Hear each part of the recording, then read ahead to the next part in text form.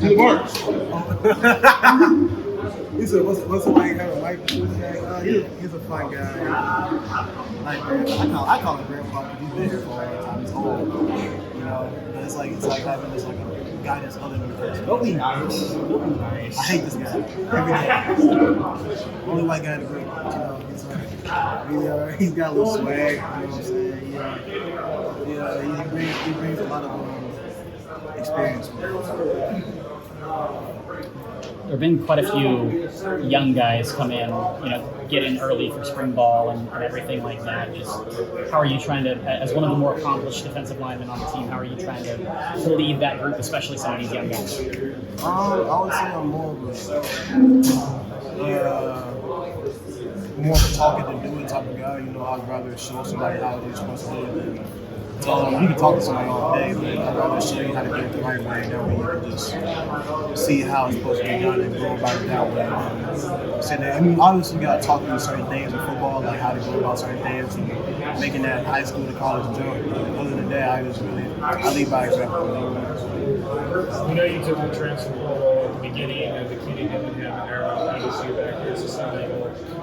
How much have you appreciated the fact that you did stay and have a chance to, have a good season with this team? Every day, just being able to stay planted and grounded at one place, being able to just continue to build my legacy, just being able to just continue that with a new staff, seeing eye to eye with the staff, seeing what they want to do with me, believing in what we see for this team, what we want for this team, what we want for the defense, and what we want for myself as well. I'm very appreciative of that every day. What do you do for yourself?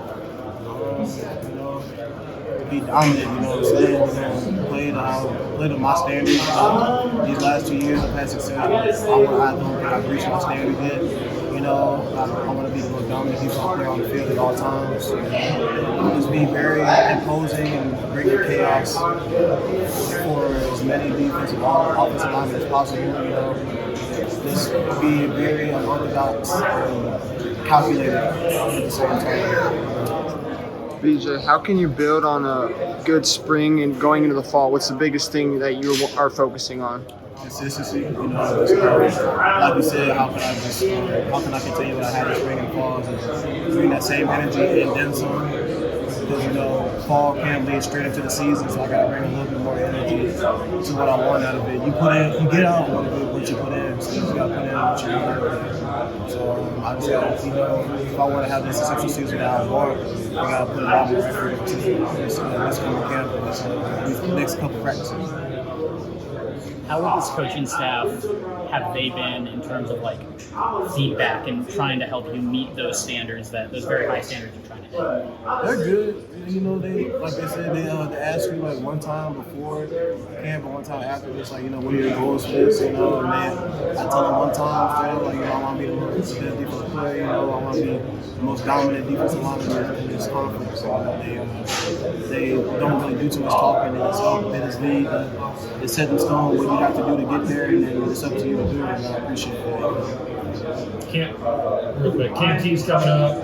One of them got an experience. What are you looking forward to the most? Small bunk beds? I'm trying to find something good to say about that. Football, nothing but football.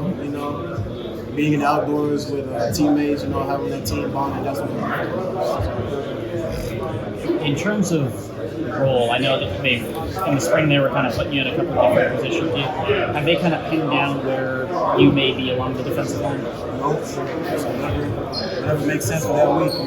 If it's a guard that's not up to par with the rest of the O-line, then I might be a 3-tech that week. And the tackles might not be as good as the rest of the O-line, that might be a edge. But primarily I've been the edge rusher. But yes, I am still very versatile with where I might be. So you won't really know until you see me out there. How much do you think this new scheme is going to allow for more opportunities to It's great. It's very, very, very, very chaotic. That's how I like to play. It's bringing chaos. Don't let the offense know anything on what's about to happen, and that's just how Coach Ward is. Coach Ward's very calculated in the chaos that he likes to bring, and he allows us to play within our style of play, and I enjoy it for sure. Y'all struggled stopping the run a little bit last year. Just how confident are you that that's going to turn around this season? It's definitely going to turn around this season. You know, we have a lot more movements and up front, and stuff to like counteract these things. And those were one of the main points of what they wanted to settle on for this season. And, that's something that we made an emphasis on, that we're not going to let that happen. And I'm very sure of that. So.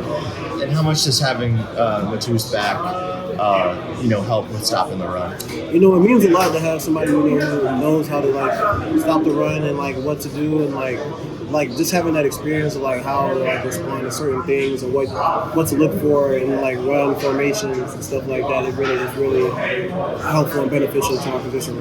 Do you have a sack number you'd like to reach this year, or are you just kind of going with the flow? I know my number in my head, but I'll let you know at the end of the season. Who's a newcomer that you've seen the most growth out of and are looking forward to seeing how they do when the season actually starts? CJ, I'm gonna keep saying his name. I said his name in spring. CJ, I'm very proud of him. He's been doing what he needs to do. He's been balling. You know what I'm saying? He's just very dominant. He's a high energy guy. That's what you need to play D honestly. Because a lot of guys have talked about having a chip on their shoulder just coming in from last season. You guys didn't do so well going into this season. How does everyone, and then combined with the transfers that want to improve themselves, how is that going to all mesh together when the season starts? Because everybody, I've always strived on being an underdog. I think a lot of us strive off of being an underdog because a lot of us were underdogs wherever they came from. So, everybody has this set number of what they think we're going to do. And everybody has a plan like, they're going to play Arizona State, they're going to walk over us. But everybody has a plan until you get punched in the mouth, me personally. So I just think, we just have we just brush that off because, we know what we can do. So it's just like when the pads come on, we just let the pads do the talking when that time comes.